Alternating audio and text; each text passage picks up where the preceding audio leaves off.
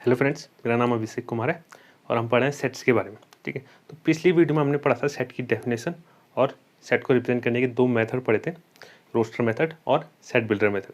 अगर आपने अभी तक वो वीडियो नहीं देखी है तो पहले प्लीज़ उसको देख लीजिए, फिर ये वीडियो देखिए तो आपको बेहतर समझ में आएगा। ठीक है, आज की वीडियो में हम पढ़ने वाले types of sets and subset क्या होता है। ठीक है, तो सबसे पहले देखते हैं टाइप्स ऑफ सेट्स। ठीक है, तो टाइप्स ऑफ सेट्स हमारी ये हैं, ये कुछ टाइप्स हैं इसके।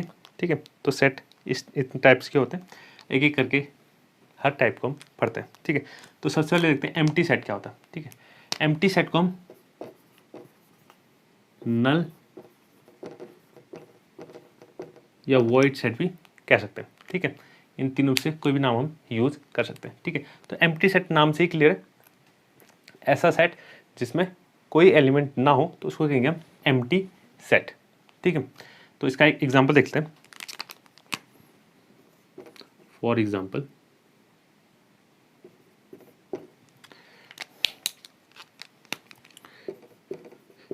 The set of all natural numbers n between 9 and 10।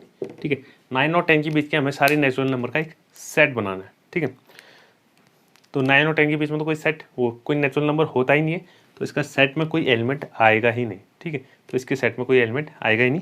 ठीक है, तो एम्प्टी सेट, अगर इसको हम रोस्टर फॉर्म में लिखें यानी कैपिटल A इस सेट का नाम देते हैं। ठीक है, कर्ली ब्रैकेट लगा दिया, रोस्टर फॉर्म यानी लिस्ट बना के लिखें। ठीक है, जितने भी एलिमेंट उसके अंदर है उनको कॉमा कॉमा करके लिस्ट बना के लिखें, तो ये कहलाएगा हमारा रोस्टर फॉर्म। ठीक है, तो A कर्ली ब्रैकेट हमने लगा दिया।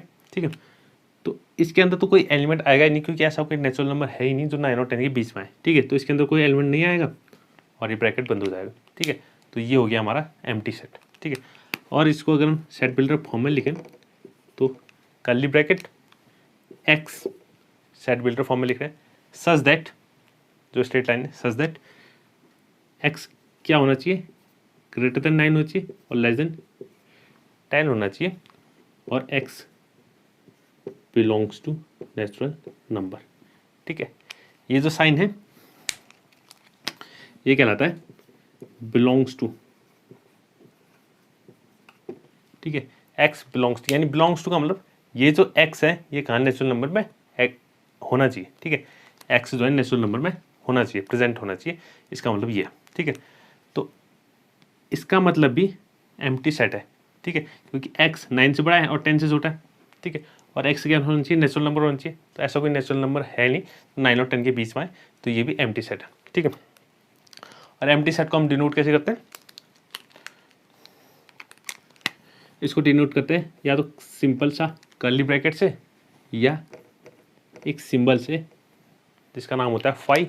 ठीक है, तो इसको लेकिन सेट थ्योरी में हम पढ़ेंगे एम्प्टी सेट करके। ठीक है,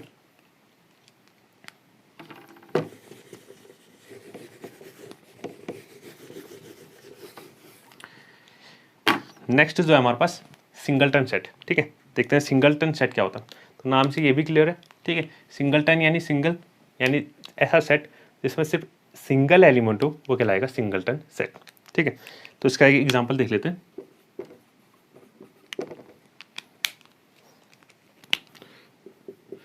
the set of all even prime numbers. ठीक है, जितने भी इवन प्राइम नंबर्स होते हैं उनका मुझे एक सेट बनाना है। ठीक है, और प्राइम नंबर्स आप जानते होंगे, ऐसे नंबर्स जो सिर्फ खुद से और 1 से डिवाइड होते हैं वो कहलाते हैं प्राइम नंबर्स। ठीक है, और पूरे नेचुरल नंबर्स में सिर्फ एक ही ऐसा नंबर है जो कि इवन भी है और प्राइम नंबर भी है, वो है हमारे पास 2। ठीक है, तो अगर इसका हम सेट बनाने जाएं रोस्टर फॉर्म में तो इस सेट को नाम दे देते हैं ए कर्ली ब्रैकेट स्टार्ट। ठीक है, तो इसके अंदर एक ही एलिमेंट आएगा 2, क्योंकि सिर्फ वही है जो कि इवन प्राइम नंबर होता है। ठीक है, और अगर इसको हम सेट बिल्डर फॉर्म में लिखें ए इज इक्वल्स टू, ठीक है, curly bracket set builder form में एक्स आ जाएगा, सच दैट, और एक्स क्या होना चाहिए, x is an even prime number, और एक्स बिलोंग करना चाहिए कहाँ, नेचुरल नंबर पे। ठीक है, x belongs to natural number, ठीक है। तो ये तो हो गया हमारा सिंगलटन सेट।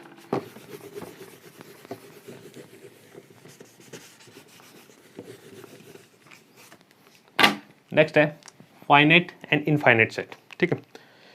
तो ऐसे सेट जिनमें डेफिनेट नंबर ऑफ एलिमेंट्स हो वो कहलाएंगे फाइनाइट सेट, और ऐसे सेट जिनमें इनडेफिनेट नंबर ऑफ एलिमेंट्स हो वो कहलाएगा इनफाइनाइट सेट, ठीक है। अब डेफिनेट नंबर ऑफ एलिमेंट्स मतलब जिनको हम काउंट कर सकते हैं, जिनको हम बता सकते हैं कि इसमें कितने एलिमेंट्स हैं, जैसे 100 है, 200 है, 5 है, 10 है, 50 है, ठीक है, 1000 है, ठीक है। तो वो कहलाएंगे हमारे फाइनाइट सेट, ठीक है।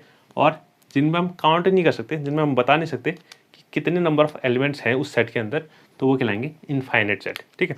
तो इनका भी एक एग्जाम्पल देख लेते हैं। फॉर एग्जाम्पल मेरे पास एक सेट है ए 1 2 3 4 5 6, ठीक है। ये मेरे पास एक सेट है। एक और सेट बना लेते हैं B is to A E I O U, ठीक है, सेट ऑफ वावल्स, ठीक है। तो ये दोनों सेट, पहले सेट में कितने एलिमेंट्स हैं, 6 एलिमेंट्स हैं, दूसरे सेट में कितने एलिमेंट्स हैं, 5 एलिमेंट्स हैं, यानी कि मैं काउंट कर पा रहा हूँ, ठीक है। और मैं ये भी बता पा रहा हूँ कि कितने एलिमेंट्स हैं। तो ये सेट क्या कहलाएंगे, फाइनाइट सेट कहलाएंगे, ठीक है। हाँ, अब कुछ ऐसे सेट मान लेते हैं जैसे कि नेचुरल नंबर का set n is equals to 1 2 3 4 5 and so on, ठीक है। या इवन नंबर का सेट 2 4 6 8 10 एंड सो ऑन, ठीक है। तो ये कुछ सेट हैं जो कि इनफाइनाइट सेट हैं, जिनमें मैं बता नहीं सकता कि इसके अंदर कितने एलिमेंट्स होंगे, ठीक है। तो ये कहलाते हैं इनफाइनाइट सेट, ठीक है। ये जो फाइनाइट सेट है, ठीक है, इनके अंदर जितने एलिमेंट्स होते हैं उनको कहते हैं हम साइज ऑफ सेट, ठीक है। जैसे कि साइज ऑफ ए का जो साइज है वो कितना है, 6 है, क्योंकि इसके अंदर एलिमेंट कितने हैं, 6 एलिमेंट्स है, ठीक है। इसी तरीके से साइज ऑफ बी वो कितना है, 5 है, ठीक है। तो साइज ऑफ बी कितना है, 5 है, क्योंकि इसके अंदर 5 एलिमेंट्स है, ठीक है। इनको हम डिनोट करते हैं, पूरा साइज लिखने की जरूरत नहीं है, इनको हम सिर्फ इतना लिख सकते हैं एन ए, ठीक है, यानी number of elements in A, ठीक है। और इसको लिख सकते हैं number of elements in B, ठीक है, number of elements in B, ठीक है। इसको कहते हैं हम साइज ऑफ अ सेट, ठीक है। आगे चल के पढ़ेंगे, ठीक है, जैसे सेट थ्योरी में आगे आगे और पढ़ेंगे, तो साइज को कहते हैं हम कार्डिनैलिटी, ठीक है, कार्डिनैलिटी, ठीक है। आगे अगर हायर क्लास में जाएंगे तो इनफाइनाइट सेट की भी कार्डिनैलिटी होती है, इनका भी एक साइज होता है, ठीक है। उसको हम नेक्स्ट वीडियो में पढ़ेंगे, ठीक है, इसको डिटेल में पढ़ेंगे, ठीक है।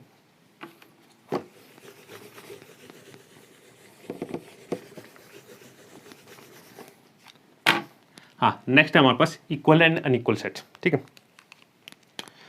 तो इक्वल सेट कब होंगे, दो सेट जो है वो इक्वल कब होंगे और अनइक्वल कब होंगे, ठीक है। तो उसके लिए मैं दो सेट मान लेता हूँ, लेट ए एंड बी, ठीक है। ए और बी मेरे पास दो सेट हैं, ठीक है। ए सेट में मान लेता हूँ 1 2 3 4, और एक बी सेट मान लेता हूँ 2 3 4 1, ठीक है। ये दो सेट हमारे पास है, ठीक है। दो सेट को इक्वल होने के लिए दो कंडीशन होनी चाहिए, तब वो इक्वल कहलाएंगे, ठीक है। अगर वो दो कंडीशन फॉलो कर रहे हैं वो दोनों सेट, ठीक है, तो वो हमारे इक्वल कहलाएंगे, ठीक है। सबसे पहली कंडीशन है दोनों का साइज सेम होना चाहिए, यानी कि दोनों में एलिमेंट जो है वो इक्वल होने चाहिए दोनों सेट में, ठीक है। और दूसरी बात जो है, दोनों में एलिमेंट जो है वो सेम होने चाहिए, ऑर्डर से हमें फ़र्क नहीं पड़ता, लेकिन एलिमेंट जो है वो सेम होने चाहिए, तब वो दोनों सेट क्या कहलाएंगे, इक्वल कहलाएंगे, अगर ये दोनों कंडीशन दोनों में है, ठीक है। तो हमारे पास ये दो सेट है, देखते हैं इन दोनों में वो दो कंडीशन है कि नहीं है, ठीक है। तो पहले सबसे पहले इनका दोनों का साइज चेक करते हैं, ठीक है। तो नंबर ऑफ एलिमेंट्स इन ए में एलिमेंट जो है वो कितने हैं, 4 है, ठीक है।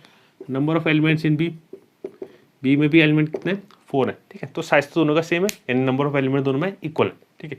अब चेक करते हैं कि दोनों में एलिमेंट भी सेम है, 1 इसमें भी है, 1 इसमें भी है, 2 इसमें भी है, 2 इसमें भी है, 3 इसमें भी है, 3 इसमें भी है, 4 इसमें भी है, 4 इसमें भी, ठीक है। तो यानी कि एलिमेंट भी दोनों में कैसे हैं, सेम है, ठीक है। ऑर्डर से हमें फर्क नहीं पड़ता, ठीक है, आगे पीछे हो वो चलेगा, लेकिन एलिमेंट जो है सेम होनी चाहिए, ठीक है। तो ये दोनों कंडीशन को फॉलो कर रहा है, साइज भी सेम है और एलिमेंट भी सेम है, ठीक है। तो ये दोनों क्या हो जाएंगे, इक्वल हो जाएंगे, यानी ए इज इक्वल टू कितना हो जाएगा, B. Set A is equal to set B, ठीक है। और यही अगर सेट ए हमारा यही रहे और सेट बी में अगर ये ले लेता हूँ 2 4 6 8, ठीक है। सेट बी मैंने ले लिया 2 4 6 8, ठीक है। अब इसमें देखते हैं वो दो कंडीशन फॉलो हो रही हैं कि नहीं हो रही है, ठीक है। तो सबसे पहले देखते हैं size, number of elements of A कितने हैं, 4 है। Number of elements of B कितने हैं, ये भी 4 है। साइज तो दोनों का सेम है, लेकिन एलिमेंट जो है वो दोनों में अलग अलग है, ठीक है। एलिमेंट अलग अलग है तो ये दोनों क्या हो जाएंगे, अनइक्वल हो जाएंगे, ठीक है। Set A does not equal to set B, ठीक है। तो ये हो गए equal and unequal sets.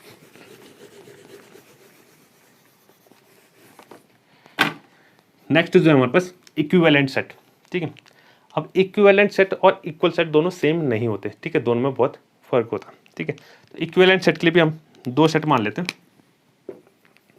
Late A and B, मेरे पास दो सेट हैं, ठीक है। अब ये दोनों इक्विवेलेंट कब कहलाएंगे, दो सेट को इक्विवेलेंट होने के लिए सिर्फ एक ही कंडीशन चाहिए हमें, एक से, जैसे पहले इक्वल सेट में हमें दो कंडीशन चाहिए होती थी, लेकिन इक्विवेलेंट सेट में हमें एक ही कंडीशन चाहिए। वो कंडीशन क्या है, दोनों का साइज सेम होना चाहिए, यानी दोनों में नंबर ऑफ एलिमेंट क्या होना चाहिए, इक्वल होना चाहिए, और एलिमेंट उनके अंदर अलग अलग हो वो चलेगा, ठीक है।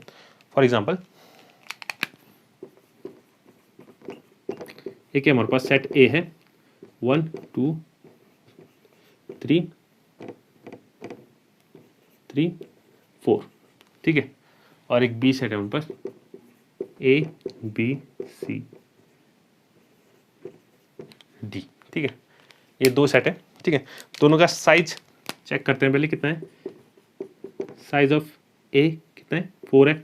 Number of elements in A 4, number of elements in B ये भी 4 है, ठीक है। तो यानी ये दोनों क्या हो गए, इक्विवेलेंट सेट हो गए, ठीक है। हमें एलिमेंट से फर्क नहीं पड़ता, एलिमेंट भले ही अलग अलग हो उससे कोई फर्क नहीं पड़ता, ठीक है। तो ए और बी हमारे पास क्या हो गए, इक्विवेलेंट हो गए, क्योंकि दोनों का साइज क्या है, सेम है, यानी दोनों में नंबर ऑफ एलिमेंट्स कितने सेम है। तो मैं इसको लिखूंगा ए इक्विवेलेंट टू बी, ठीक है। ये होता है इक्विवेलेंट का साइन, ठीक है, ए इक्विवेलेंट टू बी।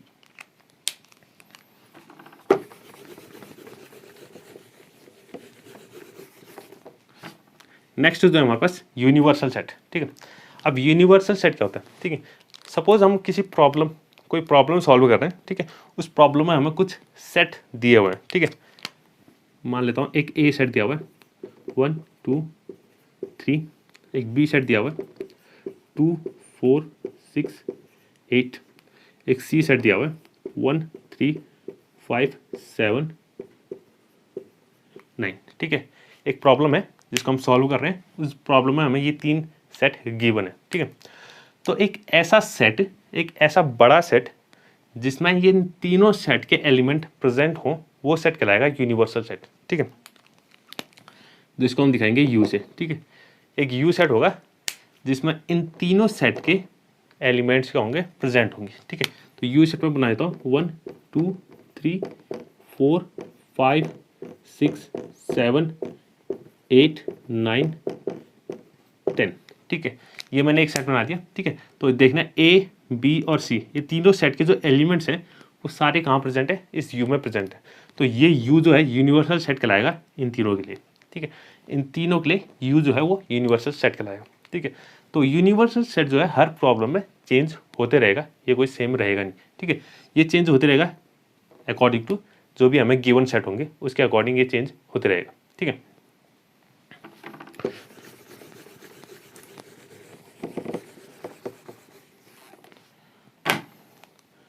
हाँ, नेक्स्ट हमारे पास है पावर सेट, ठीक है। पावर सेट के बारे में हम पढ़ेंगे कुछ देर में, इससे पहले हमें एक टॉपिक पढ़ना पड़ेगा, उसके बाद हम पावर सेट की बात करेंगे।